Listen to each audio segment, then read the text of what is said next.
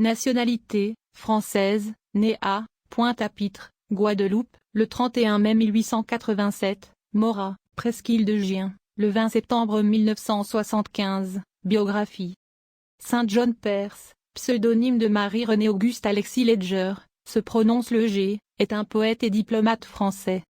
Par son ascendance maternelle, il est issu d'une riche famille de blancs créoles implantés aux Antilles de très longue date, alors que son père est d'une famille de juristes installés en Guadeloupe depuis 1815. Après une enfance idyllique, passée dans un cadre protégé et une nature luxuriante, le jeune créole vit en 1899 l'événement qui marquera à jamais sa psyché de créateur, le départ de toute sa famille vers la France, tournant ressenti fondamentalement comme un exil. En métropole, les Ledger s'installent à Pau, où Alexis, lycéen brillant, s'adapte progressivement à son nouveau cadre de vie.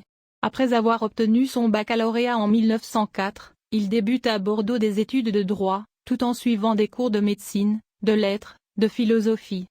Il publie pour la première fois, à la NRF, en 1909, Images à Crusoé, variations poétiques et évocation de la figure essentielle de l'exilé, autour du mythe littéraire fondé par défaut. Éloge, premier recueil publié en 1911 sous le nom de Saint-Léger-Léger, marque les esprits par l'originalité du ton. En 1914, il réussit le concours d'entrée au ministère des Affaires étrangères et y commence une carrière administrative puis réellement diplomatique à partir de 1916, année où il est nommé secrétaire d'ambassade à la légation de France à Pékin.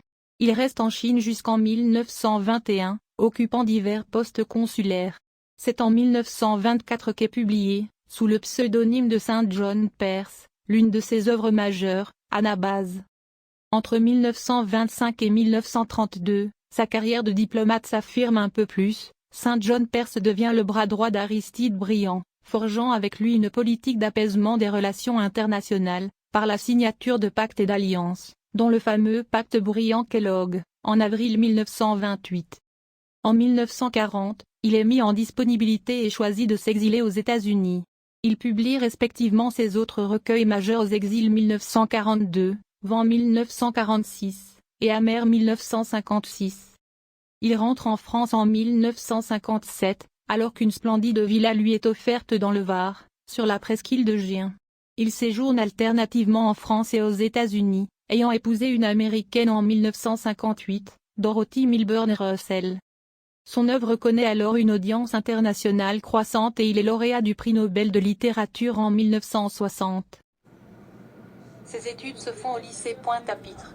Après que ses parents se soient fixés aux Antilles, il part pour la France où émigre sa famille.